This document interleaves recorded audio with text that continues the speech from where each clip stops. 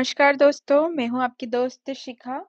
हमारे आज के इस सेशन में हम 22 जुलाई से 28 जुलाई तक के रोजगार और निर्माण समाचार पत्र को डिस्कस करेंगे। तो शुरू करते हैं दोस्तों। मध्य प्रदेश को स्पार्क अवार्ड सेरेमनी में मिले कुल 11 पुरस्कार। Spark systematic progressive analytical real time ranking award ceremony में विभिन्न श्रेणियों में मध्य प्रदेश को 11 पुरस्कार प्राप्त हुए हैं।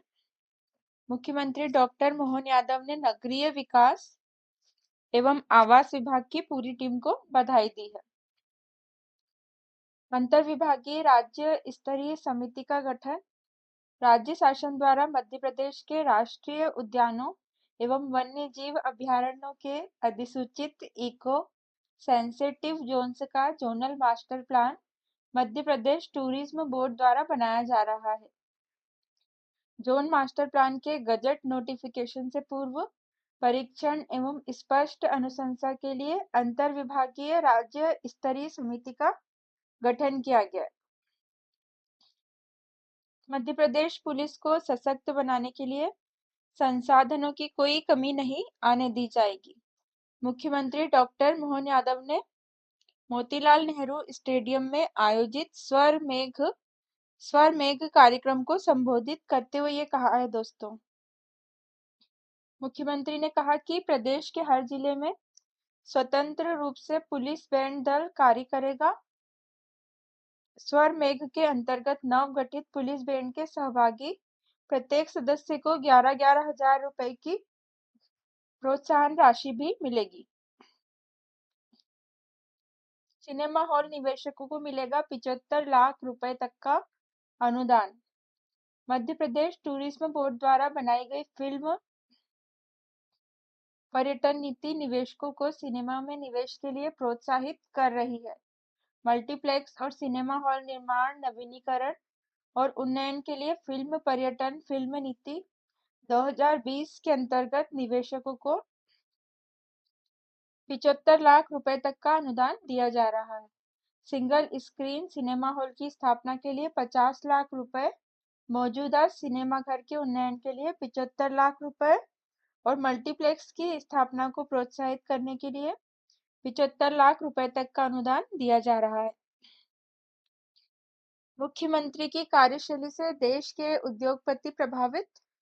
मुंबई से खबर है। व्यापार और व्यवसाय के प्रति दृष्टिकोण की देश के ख्यातनाम उद्योगपतियों ने मुख्यमंत्री डॉक्टर मोहन यादव की कार्यशैली की प्रशंसा की है।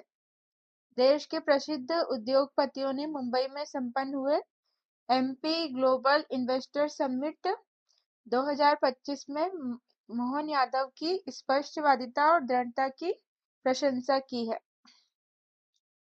निर्माण कार्यों के प्रस्तावों पर चर्चा। हिंदुस्तान कंस्ट्रक्शन कंपनी के सीएमडी श्री अजित गुलाबचंद ने जैव विविधता से छेड़छाड़ किए बिना आधुनिकतम तकनीक के साथ निर्माण कार्यों के प्रस्तावों पर चर्चा की। लार्सन एंड टूब्रो के सीएमडी एसएन सुब्रमण्यम ने इंदौर आईटी कॉम्प्लेक्स एवं डाटा सेंटर में निवेश और पार्ले एग्रो की सीईओ सुश्री सोना चौहान ने प्रदेश में बेवरेज और डेयरी प्रोडक्ट के उत्पादन में निवेश के प्रस्ताव प्रस्तुत किए। राजस्व महाअभियान प्रकरणों के त्वरित निराकरण के लिए प्रदेश में एक विशेष अभियान चलाया जाएगा, जिसमें राजस्व के जो प्रकरण है उनका त्वरित निराकरण किया जाएगा। मुख्यमंत्री ने कहा कि पटवारी ई डायरी बनाए, पटवारियों की डायरी डिजिटल की जाए, मैन्युअल डायरी प्रथा समाप्त की जाए, पीएम किसान सम्मान निधि के लाभ के लिए लंबित प्रकरणों में ई केवाईसी करें और अच्छा वातावरण निर्मित करें। खबरें पढ़ेंगे, शुरू करते हैं। 13 जुलाई,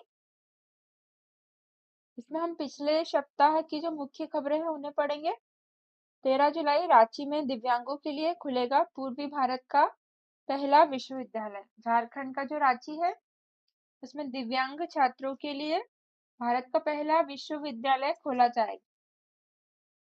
झारखंड के उच्च एवं तकनीकी शिक्षा विभाग ने बताया कि इस विश्वविद्यालय में छात्रों के लिए विशेष पाठ्यक्रम और शैक्षिक उपकरणों की व्यवस्था की जाएगी और उन्हें उनकी जरूरतों के अनुसार शिक्षा प्रदान की जाएगी। संयुक्त अरब अमीरात यूएई, इसकी राजधानी आबू धाबी में एक सड़क का नाम भारतीय मूल के 84 वर्षीय चिकित्सक डॉक्टर जॉर्ज मैथ्यू के नाम पर रखा गया है। डॉक्टर मैथ्यू को देश के स्वास्थ्य क्षेत्र में महत्वपूर्ण योगदान के लिए यह श्रद्धांजलि दी गई है। 13 जुलाई, गगनयान मिशन के 2 अंतरिक्ष यात्री नासा में प्रशिक्षण लेंगे। भारत का जो गगनयान मिशन है, इसके लिए चुने गए 4 अंतरिक्ष यात्रियों में से 2 का प्रशिक्षण नासा में अगस्त से शुरू होगा। यह जानकारी भारतीय अंतरिक्ष अनुसंधान संगठन इसरो के अध्यक्ष डॉक्टर एस सोमनाथ ने दी है।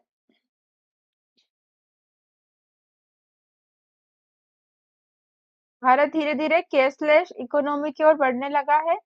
केनी और अमेजन पे की संयुक्त रिपोर्ट के अनुसार पिछले 6 वर्षों में देश में खुदरा डिजिटल पेमेंट में 100% से ज्यादा की तेजी देखी गई है। अगले 6 वर्षों में देश में डिजिटल खुदरा पेमेंट में फिर 100% की बढ़त आ सकती है। वर्ष 2030 तक भारत में खुदरा डिजिटल पेमेंट मौजूदा स्तर की तुलना में दोगुना होकर $7 ट्रिलियन पर पहुंच सकता है। 15 जुलाई,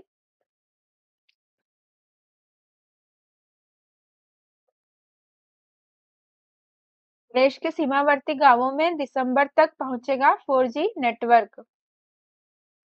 गृह एवं सहकारिता मंत्री श्री अमित शाह ने नई दिल्ली में एक उच्च स्तरीय बैठक में वाइब्रेंट विलेज प्रोग्राम की समीक्षा बैठक कर सीमांत गांवों से पलायन रोकने, लोगों को रोजगार के अवसर उपलब्ध कराने और गांवों के साथ संपर्क बढ़ाने की जरूरत पर जोर दिया। उन्होंने कहा कि इस वर्ष के अंत तक वाइब्रेंट विलेज योजना के तहत आने वाले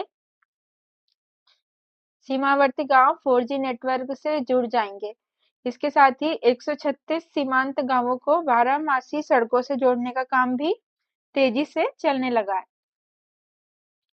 इजराइल की ओर से दक्षिणी गाजा पट्टी में किए गए हमले में 40 लोग मारे गए।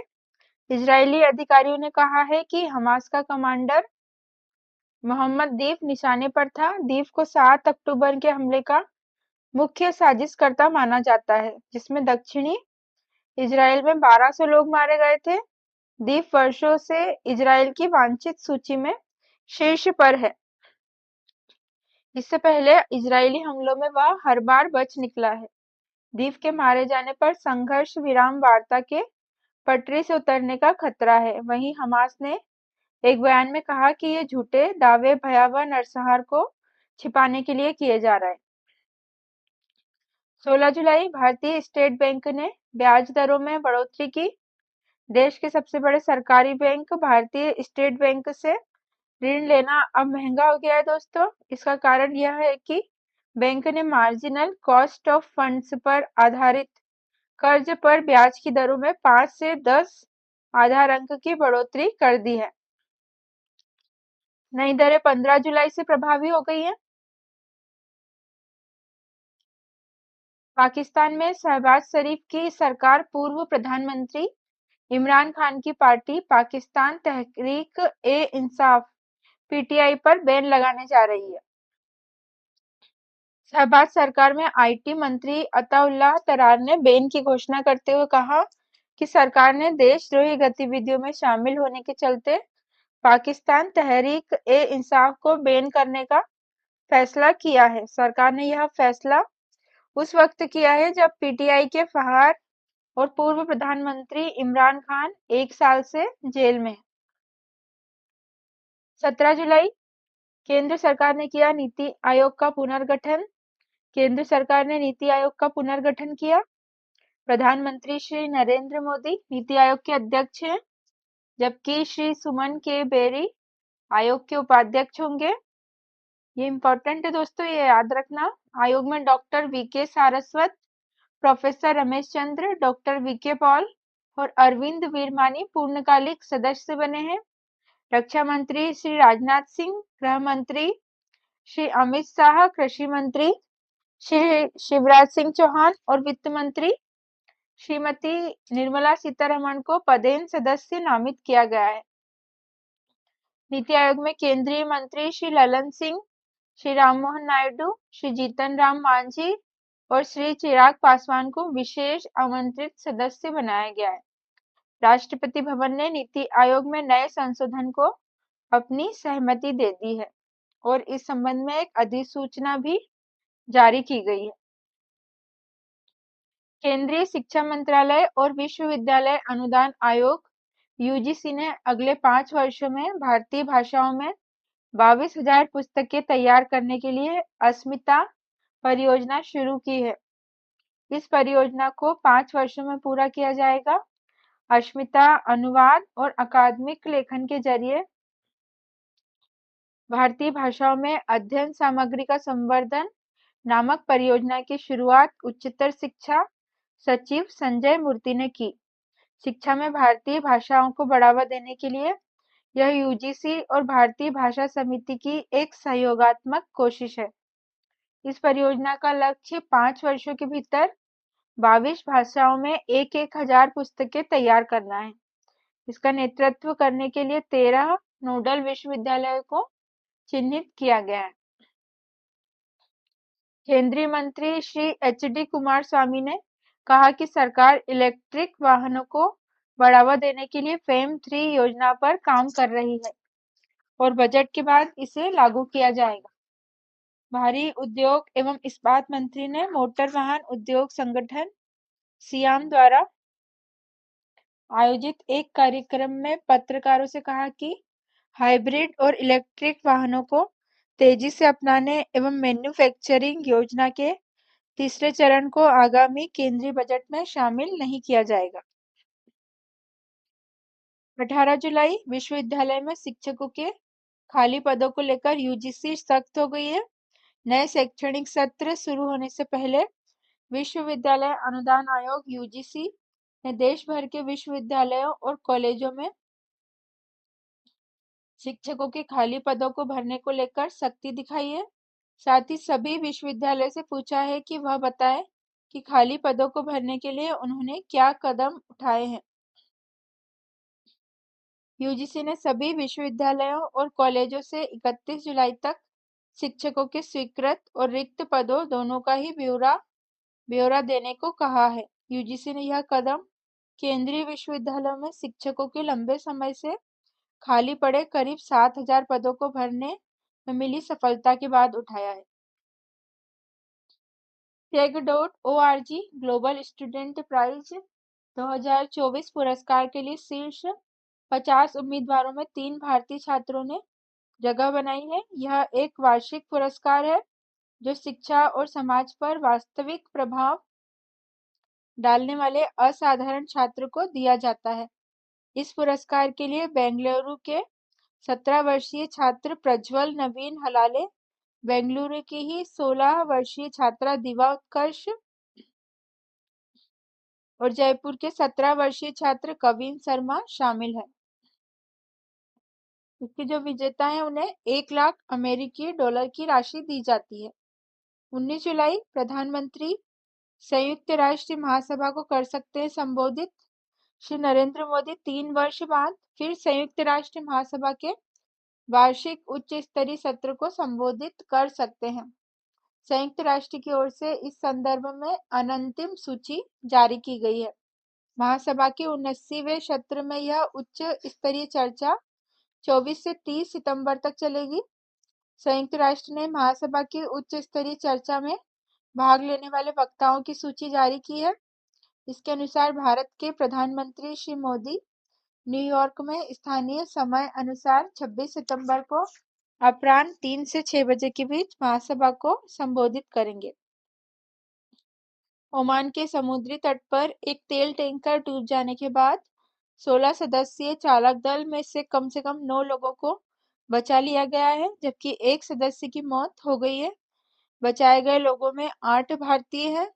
कोमोरोस का झंडा लगा यह तेल टैंकर दुबई के हमरिया से यमन के बंदरगाह शहर अदन के लिए जा रहा था। तेल टैंकर की पहचान प्रेस्टीज फाल्कलन के रूप में हुई है। अगले पेज पे आ जाते हैं दोस्तों। ये संपादकीय पढ़ लेंगे आप लोग।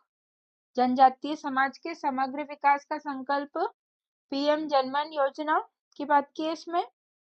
मध्य प्रदेश में उत्कृष्ट शिक्षा की पहल, प्रधानमंत्री कॉलेज ऑफ एक्सीलेंस। अगले पेज पे आ जाते हैं। श्री कृष्ण का जीवन हमें त्याग और जीवन जीने की प्रेरणा देता है दोस्तों। समझदारी और संवेदनशीलता का समुच्चय है। मुख्यमंत्री ने कहा है ये कि भगवान श्री कृष्ण का जीवन सहनशीलता, समझदारी और संवेदनशीलता का समुच्चय है। इसी को ध्यान में रखते हुए प्रदेश में राज्य सरकार द्वारा जनहित के अनेक कार्य किए जा रहे हैं। भोपाल से खबर है दोस्तों। प्रधानमंत्री के आह्वान पर जन आंदोलन बना एक पेड़ मां के नाम अभियान, जो कि मोदी जी ने चलाया है। ये एक जन आंदोलन बन गया है दोस्तों। देश के प्रधानमंत्री श्री नरेंद्र मोदी के आह्वान पर प्रारंभ एक पेड़ मां के नाम अभियान केवल अभियान न रहकर अब पूरे देश में जन आंदोलन बन गया है। यह अभियान हमारी माँ और धरती माँ के प्रति हमारी श्रद्धा के भाव का प्रकटीकरण है। केंद्रीय गृह मंत्री श्री अमित शाह ने इंदौर के पितृ पर्वत पर माँ की स्मृति में पौधारोपण किया, जैसा कि हम चित्र में देख पा रहे हैं। यहाँ Guinness book of world record बनाया गया है दोस्तों। पितृ पर्वत पर इंदौर के एक साथ 1.5 लाख पौधे लगाए गए।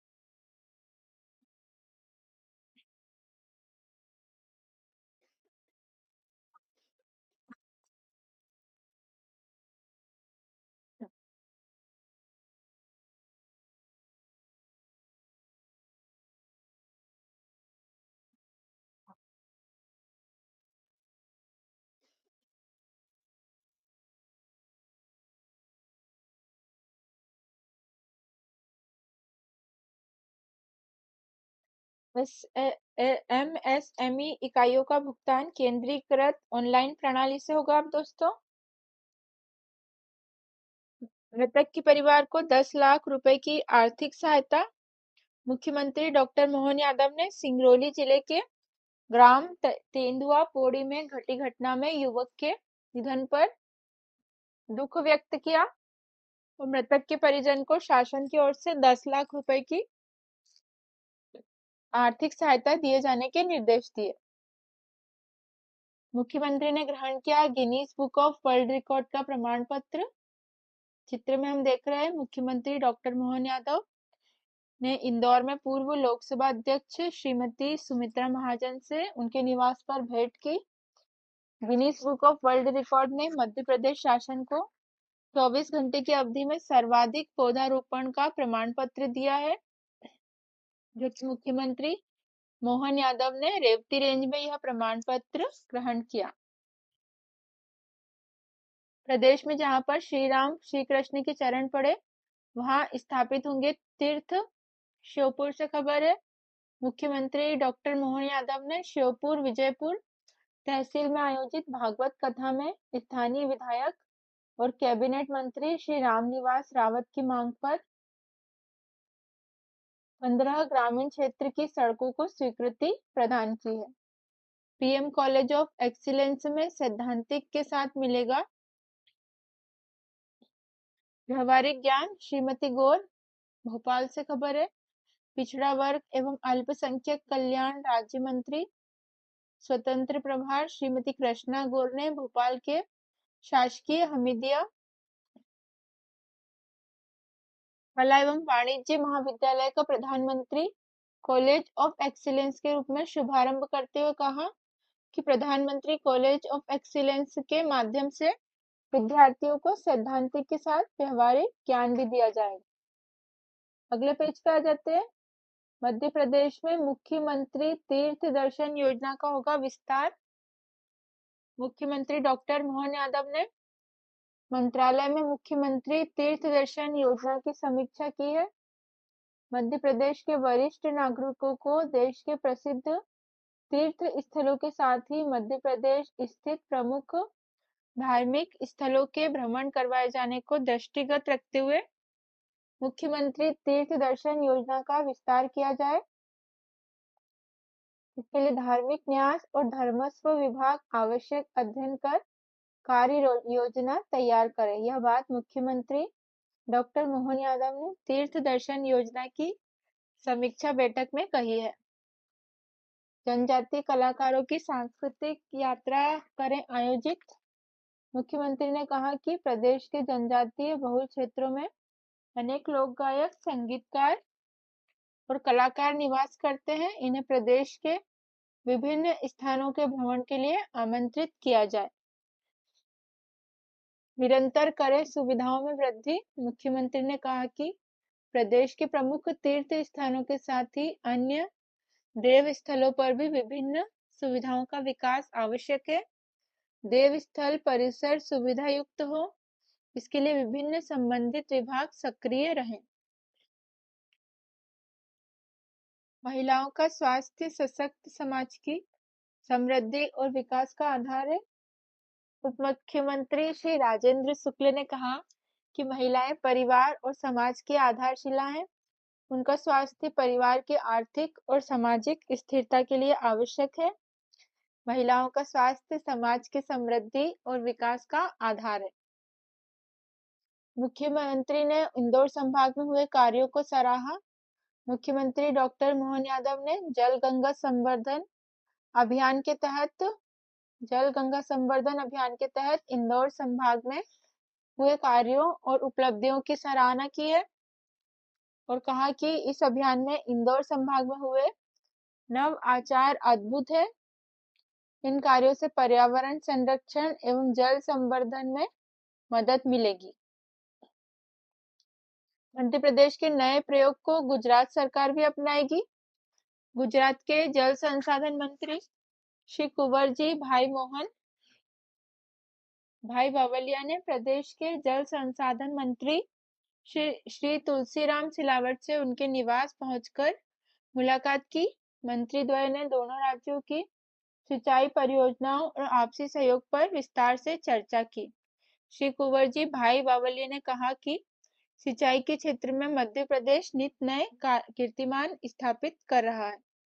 यहाँ की मोहनपुरा, कुंडलिया और केन बेतवा लिंक परियोजना न केवल भारत में अपितु विश्व की सिंचाई परियोजनाओं में महत्वपूर्ण है। यहाँ मध्य प्रदेश की मोहनपुरा कुंडालिया प्रेशराइज्ड पाइप सूक्ष्म सिंचाई परियोजना और अन्य परियोजनाएं देखने आया हूँ। सिंचाई के क्षेत्र में मध्य प्रदेश में किए जा रहे नित्य नए प्रयोगों को गुजरात सरकार भी अपनाएगी। मोहनपुरा कुंडालिया परियोजना से 3 लाख हेक्टेयर क्षेत्र में सिंचाई होगी। दोस्तों, राजगढ़ से खबर है। अगले पेज पे आ जाते हैं। अध्ययन के लिए आयु की सीमा जरूरी नहीं, मुख्यमंत्री ने कहा। मुख्यमंत्री डॉक्टर मोहन यादव ने कहा है कि पढ़ने के लिए आयु की सीमा नहीं होती। पढ़ना सबसे महत्वपूर्ण है। जिंदगी के इम्तिहान में यह आवश्यक है कि जो भी कार्य या दायित्व मिले उसे पूरा करें। अच्छे कार्य का अनुसरण दुनिया भी करेगी। जीवन में 5 गुरु होते हैं: माता पिता, शिक्षक, आध्यात्मिक गुरु के अलावा दर्पण अर्थात आईना भी एक हमारे गुरु की तरह होता है। दोस्तों, बैकलॉग कैरी फॉरवर्ड पदों की पूर्ति के लिए विशेष भर्ती अभियान की समय सीमा में वृद्धि कर दी गई है। मुख्यमंत्री डॉक्टर मोहन यादव की अध्यक्षता में मंत्रिपरिषद की बैठक मंत्रालय में हुई। मंत्रिपरिषद द्वारा अनुसूचित जाति, अनुसूचित जनजाति, अन्य पिछड़े वर्गों तथा निःशक्त जनों के बैकलॉग कैरी फॉरवर्ड पदों की पूर्ति के लिए विशेष भर्ती अभियान की समय सीमा में 1 जुलाई से 30 जून तक 1 वर्ष की वृद्धि कर दी गई है। दोस्तों, निकायों में विशेष छूट शिविर का आयोजन। नगरीय विकास एवं आवास विभाग द्वारा प्रदेश के समस्त नगरीय निकायों में विशेष छूट शिविर का आयोजन किया गया, जिसमें विशेष छूट के तहत प्रॉपर्टी टैक्स, जल कर और स्वच्छ भारत कर से संबंधित मामले निपटाए गए और आपसी सहमति से कर वसूली की गई। प्रदेश स्तर पर आयोजित शिविर में समस्त नगर निगम ने कुल लगभग 56 करोड़ रुपए की राशि एकत्र की। पश्चिम क्षेत्र विद्युत वितरण कंपनी ने अटल गृह ज्योति योजना में दी 138 करोड़ की सब्सिडी। भोपाल से खबर है, ऊर्जा मंत्री श्री प्रद्युमन सिंह तोमर के निर्देश अनुसार शासन की सर्वोच्च प्राथमिकता वाली अटल गृह ज्योति योजना का मालवा निर्माण क्षेत्र में प्रभावी और पारदर्शिता के साथ क्रियान्वयन किया जा रहा है। पिछले एक माह के दौरान पश्चिम मध्य प्रदेश में 27 लाख से ज्यादा घरेलू उपभोक्ताओं को करीब 138 करोड़ रुपए की सब्सिडी दी गई है। प्रधानमंत्री विश्वकर्मा योजना में कारीगरों को प्रशिक्षण देकर उनके उत्पादों की भी करेंगे मार्केटिंग। प्रधानमंत्री श्री नरेंद्र मोदी द्वारा विगत 17 सितंबर 2023 को प्रधानमंत्री विश्वकर्मा योजना प्रारंभ की गई है दोस्तों। इस योजना में अपने हाथों और औजारों से काम कराने वाले कारीगरों एवं शिल्पकारों को हर प्रकार की सहायता दी जाएगी। इस योजना में 18 प्रकार के परंपरागत व्यवसायों जैसे बढ़ई, नाव निर्माता, कवच निर्माता, लोहार, हथौड़ा और टूल किट निर्माता, ताला बनाने वाले सुनार, कुम्हार, मूर्तिकार, पत्थर तोड़ने वाले मोची, जूते बनाने वाले राजमिस्त्री, टोकरी, चटाई, झाड़ू निर्माता, कायर बुनकर, गुड़िया और खिलौने के निर्माता, नाई, माला निर्माता, धोबी, दर्जी और मछली पकड़ने के जाल बनाने वाले कारीगरों को शामिल किया गया है। अगले पेज पे आ जाते हैं दोस्तों। अब इसमें हमें अंतरराष्ट्रीय खबरें दी गई है। इंग्लैंड की सबसे युवा शतरंज खिलाड़ी बनी है बोधना शिवनंदन। भारतीय मूल की है ये 9 वर्षीय बालिका, जैसे कि चित्र में दिख रहा है। बोधना शिवनंदन वह किसी भी खेल में अंतरराष्ट्रीय स्तर पर इंग्लैंड का प्रतिनिधित्व करने वाली सबसे कम उम्र की खिलाड़ी बन गई है। बोधना हंगरी के बुडापेस्ट में आयोजित होने वाले शतरंज ओलंपियाड के लिए इंग्लैंड की 5 सदस्यीय महिला टीम में शामिल की गई है। इंग्लैंड की टीम में शामिल अन्य महिला खिलाड़ी 20 से 40 वर्ष की आयु की है। शतरंज ओलंपियाड इस वर्ष 11 से 22 सितंबर तक होगा। फ्रांस के विशेष सम्मान से हुई सम्मानित पूजा नैन्सी। सिंगापुर में भारतीय मूल की लेखिका पूजा नैन्सी को सिंगापुर और फ्रांस के बीच सांस्कृतिक सहयोग में महत्वपूर्ण भूमिका निभाने के लिए फ्रांस के संस्कृति मंत्रालय द्वारा knights of the order of arts and letters सम्मान से सम्मानित किया गया है। यूरो कप में गोल करने वाले सबसे युवा फुटबॉलर बने स्पेन के युवा फुटबॉलर लेमिन यामल ने यूरो कप 2024 में इतिहास रच दिया है। यामल यूरो कप के सेमीफाइनल में मेजबान जर्मनी के खिलाफ गोल कर यूरो कप के इतिहास में गोल करने वाले सबसे युवा खिलाड़ी बन गए हैं। राष्ट्रीय चिकित्सा आयोग के प्रमुख बने डॉक्टर बीएन गंगाधर। चिकित्सा आकलन एवं साख बोर्ड के अध्यक्ष डॉक्टर बीएन गंगाधर को राष्ट्रीय चिकित्सा आयोग का प्रमुख नियुक्त किया गया है। केंद्रीय स्वास्थ्य एवं परिवार कल्याण मंत्रालय ने उनकी नियुक्ति के आदेश जारी किए हैं। उनकी नियुक्ति 4 वर्ष या अगले आदेश तक के लिए कर दी गई है।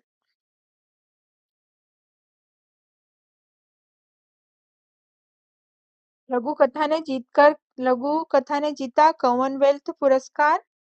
भारतीय लेखिका संजना ठाकुर ने अपनी कहानी ऐश्वर्या राय के लिए वर्ष 2024 का कॉमनवेल्थ लघु कथा पुरस्कार जीता है दोस्तों।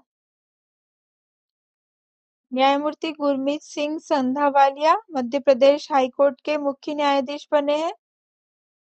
विश्व बैंक में वरिष्ठ सलाहकार नियुक्त किया गया है निकुंज श्रीवास्तव को। मध्य प्रदेश कैडर के वरिष्ठ आईएएस अधिकारी निकुंज श्रीवास्तव विश्व बैंक में वरिष्ठ सलाहकार नियुक्त किए गए। ऑस्ट्रेलिया की दूसरी महिला गवर्नर जनरल बनी है सैम मोस्टिन। ऑस्ट्रेलिया की सैम मोस्टिन को गवर्नर जनरल नियुक्त किया गया है। ऑस्ट्रेलिया के 123 वर्षों के इतिहास में दूसरी बार किसी महिला को गवर्नर जनरल बनाया गया। वे देश की 28वीं गवर्नर जनरल बन गई हैं।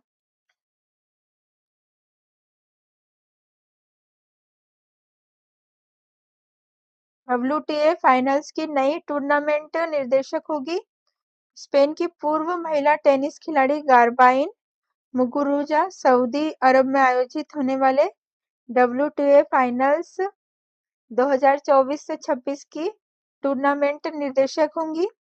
यह टूर्नामेंट विश्व की शीर्ष 8 महिला एकल खिलाड़ियों और शीर्ष 8 महिला युगल टीमों के बीच खेला जाता है।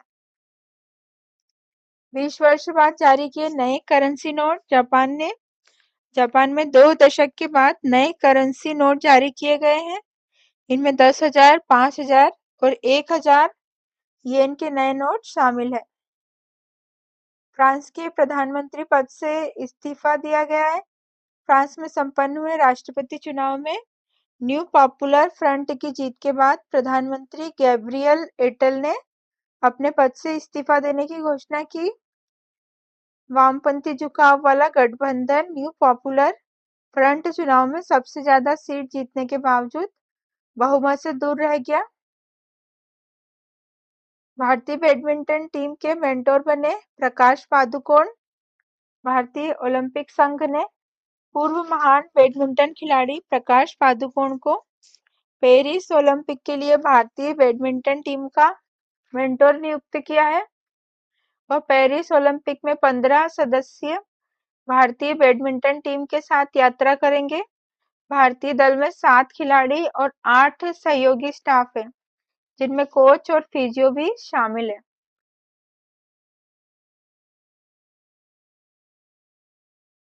ओलंपिक में भारतीय दल के प्रमुख बने भारतीय ओलंपिक संघ आईओए ने पूर्व भारतीय निशानेबाज गगन नारंग को भारतीय दल का प्रमुख नियुक्त किया है।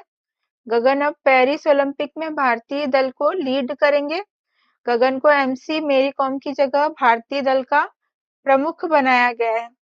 गगन नारंग ने वर्ष 2004, 2008, 2012 और 2016 के ओलंपिक खेलों में भारत का प्रतिनिधित्व किया है। फिल्म अभिनेत्री स्मृति विश्वास का निधन।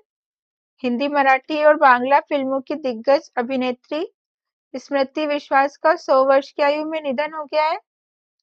सबसे उम्रदराज ग्रैंड स्लैम चैंपियन विक सेक्सास का निधन।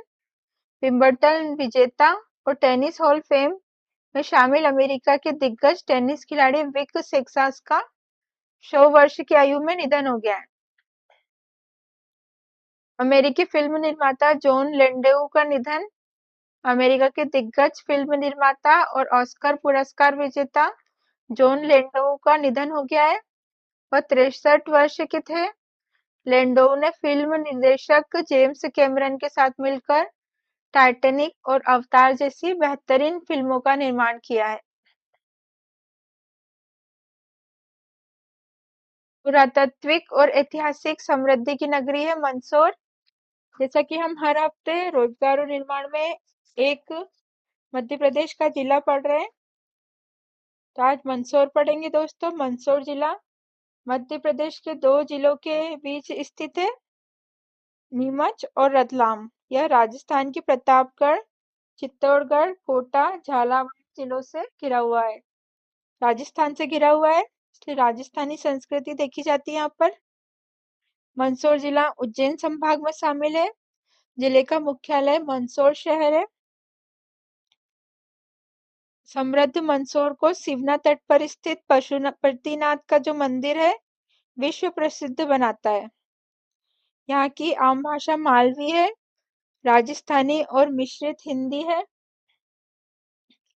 क्षेत्र और जनसंख्या की बात करें तो लगभग 142 किलोमीटर उत्तर से दक्षिण तक फैला है और 124 किलोमीटर पूर्व से पश्चिम तक। कुल क्षेत्रफल 55-21 वर्ग किलोमीटर है। जलवायु की बात करें, इस जिले की जलवायु आमतौर पर दक्षिण पश्चिम मानसून को छोड़कर शुष्क है। तीन मौसम में विभाजित किया जाता है वर्ष को। ठंड का मौसम दिसंबर से फरवरी, इसके बाद मार्च से जून के मध्य गर्म मौसम, इसके बाद दक्षिण पश्चिम मानसून का मौसम शुरू होता है। उत्पादन की बात करें तो महिलाओं के द्वारा मसाले, अचार, बड़ी, पापड़, हर्बल साबुन, दीप, अगरबत्ती, वस्त्र निर्माण, पंचगरणीय उत्पाद, मीनाकारी बागे, लाख शिल्प, लच्छा, दोना पत्तल, अन्य उत्पाद तैयार किए जाते हैं। स्लेट पेंसिल उद्योग मंदसौर जिले का मुख्य उद्योग है। संपूर्ण भारत में नेचुरल स्लेट पेंसिल का उत्पादन और supply Mandsaur slate pencil corporation द्वारा किया जाता है। कला संस्कृति की बात करें तो मध्य प्रदेश के मालवा क्षेत्र में स्थित है मंदसौर। यहाँ गुजराती और राजस्थानी संस्कृति का प्रभाव है। लंबे समय तक इस क्षेत्र में मराठों का शासन रहा है, इसलिए मराठी संस्कृति की झलक भी दिखाई देती है। परंपरा और संस्कृति से समृद्ध यहाँ के लोगों में आपसी सामंजस्य और अपनत्व का भाव है। नृत्य की बात करें तो यहाँ के लोक नृत्यों में लोक संगीत का प्रभाव है। लावड़ी नृत्य प्रचलित है।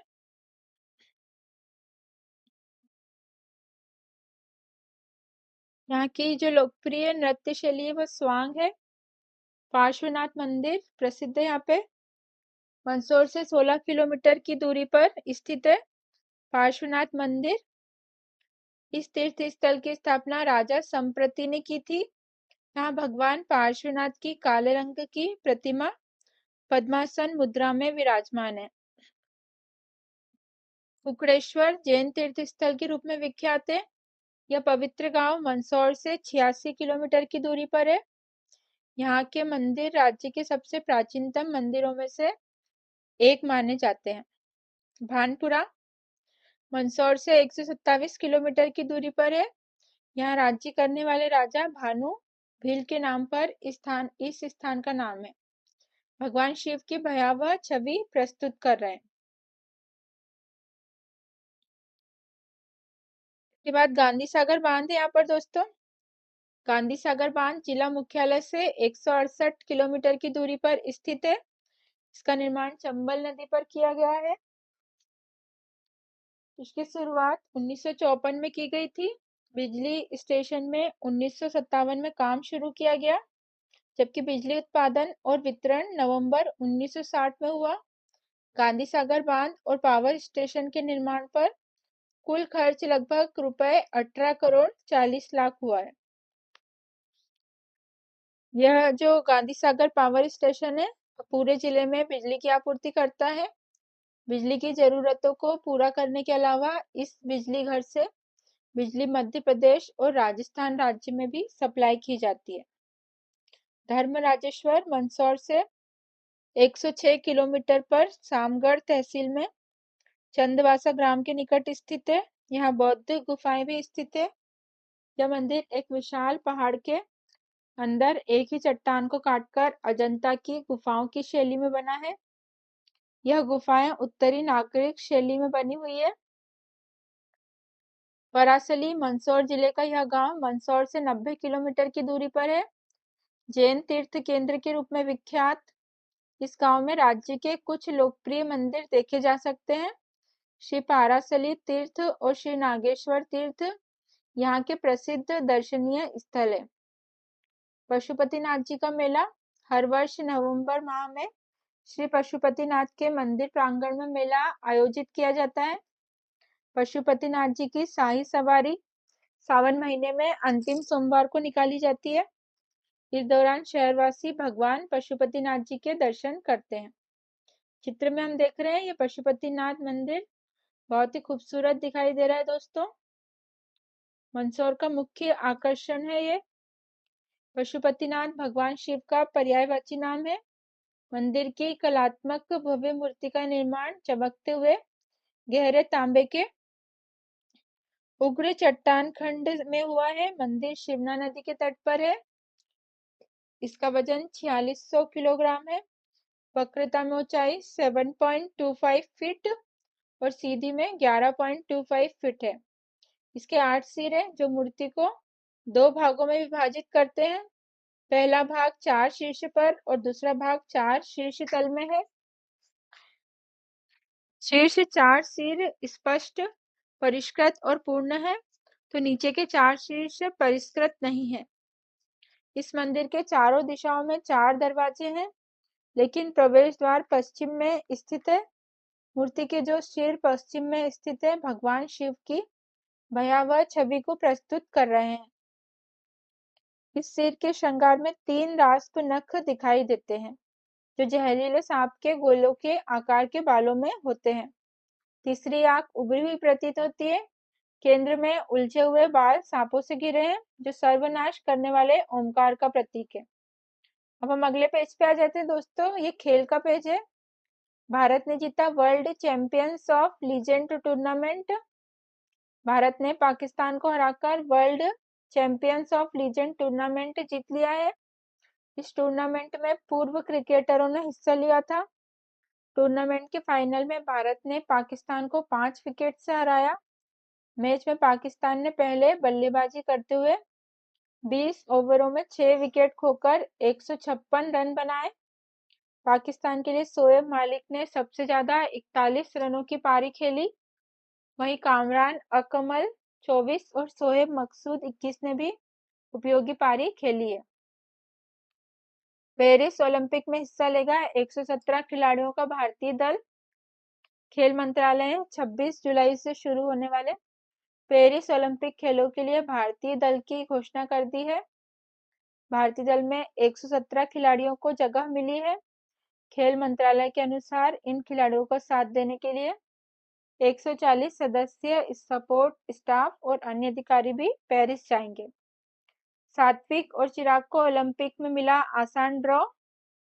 पेरिस ओलंपिक के लिए बैडमिंटन में पुरुष युगल वर्ग का डॉक्टर घोषित किया गया इनको। भारत के स्टार बैडमिंटन जोड़ी सात्विक साइरिस रेंकीरेड्डी और चिराग शेट्टी को ओलंपिक में आसान ड्रॉ मिला है। यूरो कप, स्पेन चौथी बार बना यूरोपियन चैंपियन। स्पेन ने यूरो कप 2024 में बेहतरीन प्रदर्शन किया और 7 में से 7 मैच जीते हैं। स्पेन ने इससे पहले वर्ष 1964, 2008 और 2012 में भी यह खिताब जीता है। भारत ने 4-1 से जीती 2020 series. Bharat Zimbabwe 2020 series Bharat ने जीत ली है। यशस्वी जायसवाल अंतरराष्ट्रीय क्रिकेट में पहली 2 गेंदों पर 2 छक्के लगाने वाले पहले बल्लेबाज बन गए हैं। पहली गेंद नो बॉल थी, जिस वजह से भारत ने एक गेंद पर 13 रन बनाने का रिकॉर्ड भी बनाया। इससे पहले यह रिकॉर्ड पाकिस्तान के नाम था। पाकिस्तान ने भारत के खिलाफ पहली गेंद पर 10 रन बनाए थे, जिनमें से 9 रन अतिरिक्त थे। शतरंज ओलंपियाड के लिए भारतीय टीम हुई घोषित। अखिल भारतीय शतरंज महासंघ ने इस वर्ष 10 से 22 सितंबर तक हंगरी में हुई आयोजित होने वाले शतरंज ओलंपियाड के लिए 5 सदस्यीय भारतीय टीम की घोषणा कर दी है। इन 5 सदस्यों में डी मुकेश, प्रज्ञानन नंदा, अर्जुन एरिगेसी, विदित गुजराती और हरि कृष्ण पटाला को जगह मिली है। जेम्स एंडरसन ने पूरे किए 700 टेस्ट विकेट। इंग्लैंड के दिग्गज गेंदबाज जेम्स एंडरसन ने टेस्ट क्रिकेट में एक नया कीर्तिमान रच दिया है। एंडरसन टेस्ट क्रिकेट में 700 विकेट लेने वाले दुनिया के पहले तेज गेंदबाज बन गए हैं। सनथ जयसूर्या बने श्रीलंका के अंतरिम कोच। श्रीलंका क्रिकेट बोर्ड ने पूर्व दिग्गज बल्लेबाज सनथ जयसूर्या को श्रीलंकाई क्रिकेट टीम का अंतरिम कोच नियुक्त किया है। बोर्ड ने कहा कि अगले कुछ महीनों तक स्थायी समाधान मिलने तक जयसूर्या टीम का मार्गदर्शन करने के लिए उपयुक्त व्यक्ति हैं। कार्लोस अलकराज ने जीता विंबलटन का खिताब। स्पेन के युवा टेनिस स्टार कार्लोस अलकराज ने टेनिस की सबसे प्रतिष्ठित प्रतियोगिताओं में से एक विंबलटन का खिताब जीत लिया है। अर्जेंटीना ने जीता खिताब कोपा अमेरिका कप का। मियामी से खबर है, स्टार फुटबॉलर लियोनेल मेसी की कप्तानी में अर्जेंटीना की football team Copa America cup की चैंपियन बन गई है। अर्जेंटीना ने रिकॉर्ड 16वीं बार कोपा अमेरिका कप जीता है। उरुग्वे 15, ब्राजील 9 तथा पैराग्वे, चिली एवं पेरू 2-2 और कोलंबिया तथा बोलिविया 1-1 बार बने हैं चैंपियन। भारत में शून्य उत्सर्जन ट्रक अपनाने गियर शिफ्ट चैलेंज हुआ शुरू। नीति आयोग ने IIM Bangalore smart freight centre India, Calstart drive to zero और WRI इंडिया के सहयोग से ई फास्ट इंडिया पहल के हिस्से के रूप में नीति गियर शिफ्ट चैलेंज की शुरुआत की घोषणा की। इस अग्रणी हैकाथॉन का उद्देश्य भारत में शून्य उत्सर्जन ट्रकों को अपनाने के लिए अभिनव व्यवसाय मॉडल को बढ़ावा देना है। कृषि भारतीय अर्थव्यवस्था की आत्मा और किसान प्राण है, शिवराज सिंह चौहान ने कहा। नई दिल्ली के डॉक्टर सी सुब्रमण्यम ऑडिटोरियम में 96वें भारतीय कृषि अनुसंधान परिषद ICMR स्थापना एवं प्रौद्योगिकी दिवस 2024 का आयोजन किया गया। इस अवसर पर केंद्रीय कृषि एवं किसान कल्याण मंत्री श्री शिवराज सिंह चौहान मुख्य रूप से उपस्थित हुए। इस अवसर पर केंद्रीय मंत्री श्री शिवराज सिंह चौहान ने कहा कि हमारे देश में सीमांत किसान हैं। छोटे किसान के लिए हमें मॉडल फॉर्म बनाने की जरूरत है। उन्होंने कहा कि कृषि भारतीय अर्थव्यवस्था की आत्मा है और किसान उसकी रीढ़ है। प्रधानमंत्री श्री नरेंद्र मोदी जी ने किसानों की आय दोगुनी करने का लक्ष्य रखा है। किसान एवं खेती प्रधानमंत्री जी की सर्वोच्च प्राथमिकता है। कृषि विविधीकरण कर देंगे तो किसानों की खेती में आय बढ़ाना संभव है। भारत के G20 टास्क फोर्स की रिपोर्ट हुई जारी। आर्थिक परिवर्तन, वित्तीय समावेश और विकास के लिए डिजिटल सार्वजनिक अवसंरचना पर भारत के G20 टास्क फोर्स द्वारा नई दिल्ली में अंतिम डिजिटल सार्वजनिक अवसंरचना पर भारत के G20 टास्क फोर्स की रिपोर्ट जारी कर दी गई है। भारत सबसे बड़ी डिजिटल सोसाइटियों में से एक है। यहाँ प्रौद्योगिकी आम आदमी के बीच लोकप्रिय शब्द है। उपराष्ट्रपति श्री जगदीप धनखड़ वैश्विक आतंकवाद निरोधक परिषद द्वारा आयोजित सम्मेलन में सम्मिलित हुए और वहां पर उन्होंने ये बात कही है। चित्र में हम देख रहे हैं उपराष्ट्रपति श्री जगदीप धनखड़ साइबर सुरक्षा सम्मेलन के समापन सत्र में शामिल हुए। नेट जीरो का लक्ष्य हासिल करने के लिए तैयार भारत, ई मोबिलिटी R&D रोडमैप पर रिपोर्ट हुई जारी। बौद्धिक विकास को बढ़ावा देने भारतीय नौसेना ने शुरू किया था थिंक 2024 क्विज। भारतीय नौसेना ने अपने प्रमुख कार्यक्रम थिंक 2024 भारतीय नौसेना क्विज के शुभारंभ की घोषणा की है। यह एक विशिष्ट राष्ट्रीय स्तर की क्विज प्रतियोगिता है।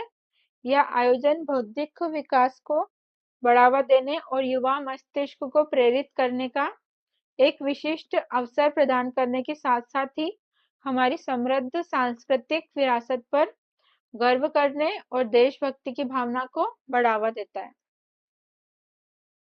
यहाँ पे ये खत्म हो गया दोस्तों। लेक्चर को पूरा देखने के लिए बहुत बहुत धन्यवाद।